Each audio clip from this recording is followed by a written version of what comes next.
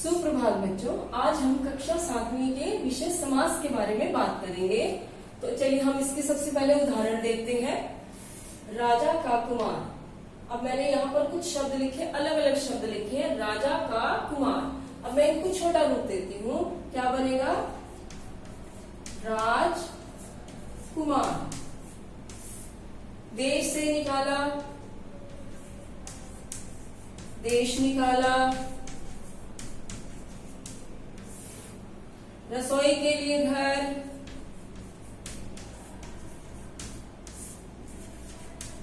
रसोई घर। दोपहरों का समूह, दोपहर। भाई और बहन, भाई बहन। आपने देखा बच्चों, यहाँ पर मैंने अलग अलग शब्दों को एक छोटा रूप दे दिया। इसी छोटे रूप को हम क्या कहते हैं? समास। यह समास की एक प्रक्रिया का रूप होता है। जब हम बड़े शब्दों को छोटा करके लिखते हैं तो यह समास कहलाता है। तो इसकी परिभाषा क्या होगी बच्चों? कि दो या दो से अधिक शब्दों को मिलाकर जब एक नया शब्द बनता है उसे हम समास कहते हैं। समास किसे कहते हैं बच्चों? कि दो या दो से अधिक। अब यहाँ पर बहुत सारे शब्द, अलग अलग शब्द हैं। इन शब्दों को मिलाकर मैंने एक छोटा रूप दे दिया, एक नया शब्द बना दिया। इसे हम समास कहते हैं। समास इस प्रक्रिया से जो एक नया शब्द बनता है इसका नाम होता है समस्त पद।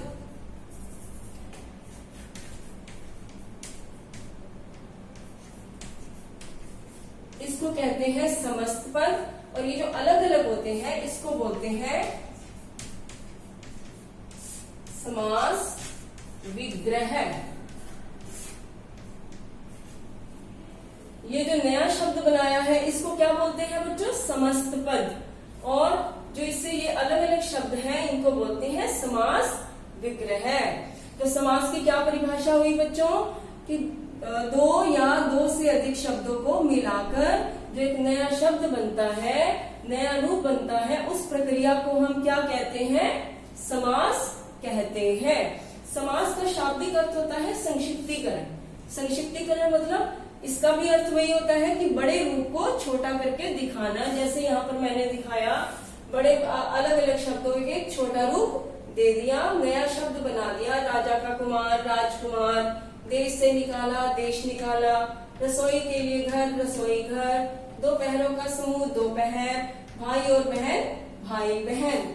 तो मैंने यहाँ पर बहुत सारे शब्दों का एक नया रूप बना दिया, अलग अलग छोटा रूप बना दिया। इसको, इस पूरी प्रक्रिया को क्या कहते हैं?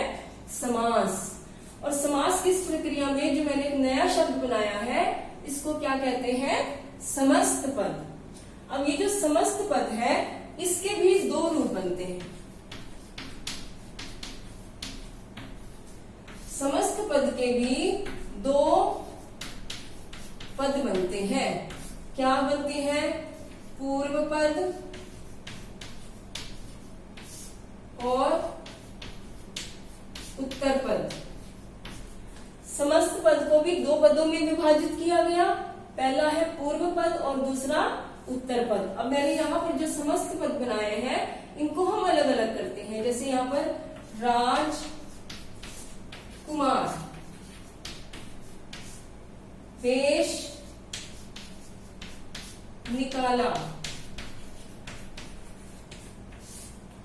रसोई घर, दोपहर, भाई बहन। तो बच्चों आपने देखा कि समस्त पद जो मैंने बनाया था, समस्त पद से भी उसके दो पद अलग अलग बनाए गए। उसके दो पद होते हैं समस्त पद के भी, जिनके नाम है, एक का नाम है पूर्व पद और दूसरे का नाम उत्तर पद। अब इसमें जो नया शब्द है इसमें राज कुमार। राज क्या है? पूर्व पद। और कुमार क्या है? उत्तर पद। देश निकाला, रसोई पूर्व पद, घर उत्तर पद। दो पूर्व पद, पहर उत्तर पद।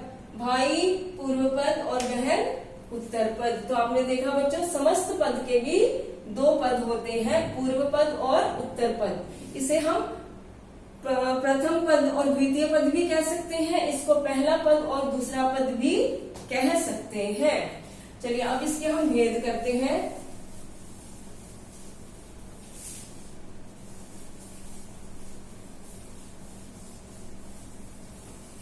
समास के 6 भेद माने गए हैं। समास के कितने भेद होते हैं?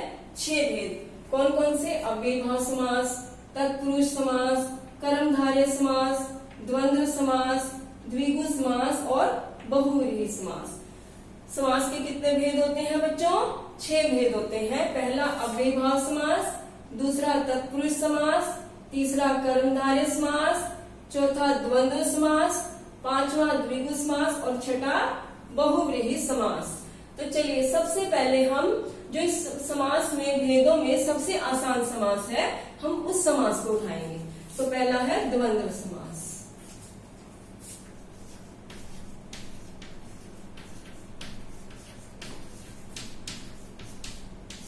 द्वंद्व समास बच्चों, अगर हम समास को ध्यान से समझेंगे, देखेंगे तो ये हम समझ पाएंगे। इसकी आपको बार बार प्रैक्टिस भी करनी पड़ेगी, इसका अभ्यास भी करना पड़ेगा, तभी आपको पूरी तरह से समझ में आएंगे। तो सबसे पहले हमने कौन सा समास उठाया? द्वंद्व समास। अब द्वंद्व समास के हम कुछ उदाहरण देखेंगे, जैसे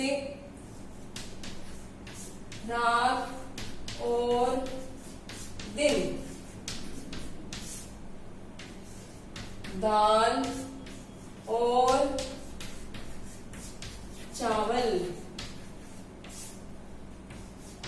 राजा और रंग, चाय या कॉफी। अब यहाँ पर अगर मैं रात और दिन से क्या बनाऊं? रात दिन। दाल और चावल से क्या बनेगा इसका छोटा नया रूप? दाल चावल। राजा और रंग, राजा रंग। चाय या कॉफी, चाय कॉफी। अब मैंने यहाँ पर जो अलग अलग शब्द थे उन शब्दों से एक नया रूप बना दिया। रात और दिन, रात दिन। दाल और चावल, दाल चावल। राजा और रंग, राजा रंग। चाय या कॉफी, चाय कॉफी। जब मैंने इसको नया शब्द दिया, नया रूप बनाया, तो आपने क्या नोटिस किया बच्चों? देखा आपने इसमें और शब्द जो है वो या और शब्द जो है यहाँ पर आकर लुप्त हो जाते हैं, खत्म हो जाते हैं। उसके स्थान पर क्या लग जाता है? योजक चिन्ह का रूप ले लेता है। इसको बोलते हैं योजक शब्द। ये शब्द जो है वो खत्म हो जाते हैं और उसकी जगह पर योजक चिन्ह जो है वो लग जाता है। तो इसे कहते हैं द्वंद्व समास। अब इसकी परिभाषा क्या होगी कि जिस समास में दोनों पद प्रधान होते हैं, जिस समास में दोनों पद प्रधान होते हैं और जो योजक शब्द होता है वो लुप्त होकर योजक चिन्ह में बदल जाता है, उसे हम द्वंद्व समास कहते हैं। द्वंद्व समास किसे कहते हैं? कि जिस समास में दोनों पदों की प्रधानता होती है, दोनों पद प्रधान होते हैं और योजक शब्द जो है वो खत्म हो जाता है, लुप्त होकर योजक चिन्ह में बदल जाता है, वह द्वंद्व समास कहलाता है। चलिए अगला हम देखते हैं। अब अगला समास कौन सा है? अगला समास है द्विगु समास।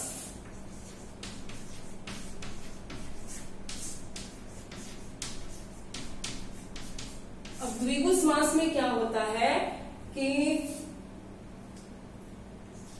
पहला जो पद होता है वह संख्यावाची होता है।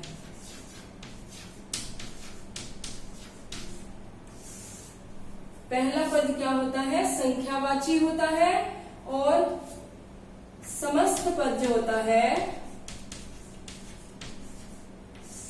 वो समूह का बोध कराता है।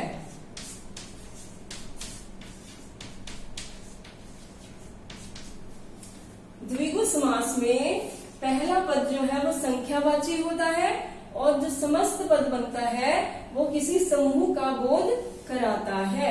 अब जैसे हम देखते हैं 5 रात्रियों का समूह,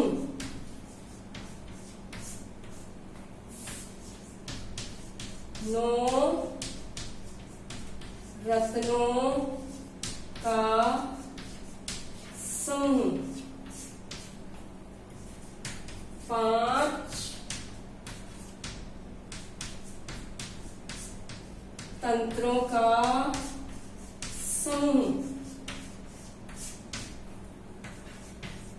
3 फलों का समूह, 2 पहरों का समूह। अब यहाँ पर देखो बच्चों कि पहला पद जो है वो संख्यावाची होता है और समस्त पद जो होता है वो किसी समूह का बोध कराता है। अब हम इन अलग अलग शब्दों का समस्त पद बनाएंगे। 5 रात्रियों का समूह,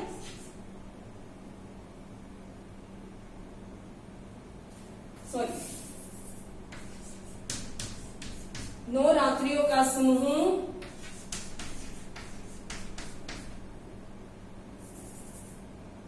9 रात्रियों का समूह नवरात्रि, 9 रत्नों का समूह नवरत्न, 5 तंत्रों का समूह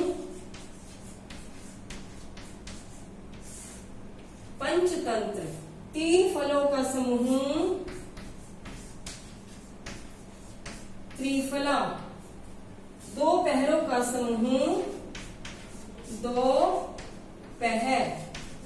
तो बच्चों आपने देखा यहाँ पर कि पहला पद जो है वो संख्यावाची होता है और बाकी जो समस्त पद है वो हमें किसी समूह का बोध कराता है। अब पहला पद क्या है? नव, नव का मतलब 9, नवरत्न, पंच, पंच का मतलब 5, त्रि का मतलब 3, 2 का मतलब 2। तो आपने देखा कि समस्त पद का जो पूर्व पद है वो हमें किसी संख्या का बोध करा रहा है, संख्या के बारे में बता रहा है, और बाकी जो समस्त पद है वो किसी समूह का बोध करा रहा है, इसलिए इसे हम द्विगु समास कहते हैं। तो द्विगु समास की परिभाषा क्या होगी बच्चों? कि जिस समास में पहला पद पूर्व पद जो है वो संख्यावाची होगा और समस्त पद किसी समूह का बोध कराएगा वह द्विगु समास कहलाता है। तो अब तीसरा समास हम देखते हैं, बहुव्रीहि समास।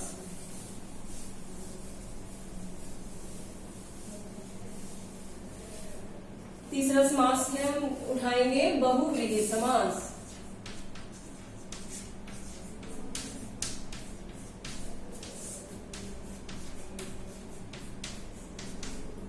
अब बहुव्रीहि समास में क्या होता है? इस समास में कोई भी पद प्रधान नहीं होता। इस समास में कोई भी पद प्रधान नहीं होता बल्कि किसी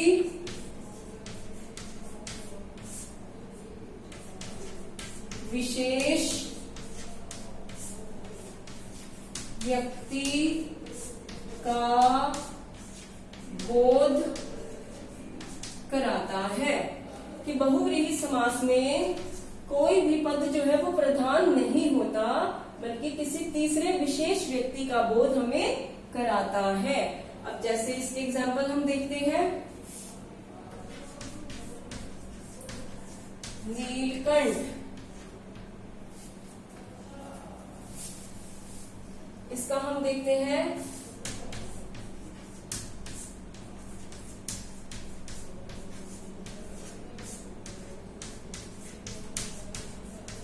नीला है कंठ जिसका,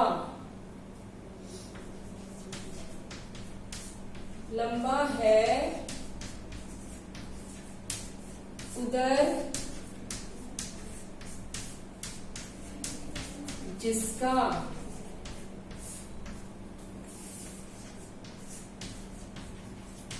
मुरली को धारण किया है जिसने,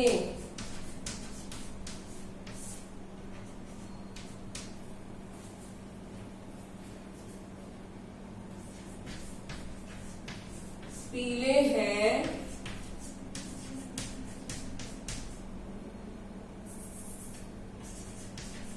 अंबर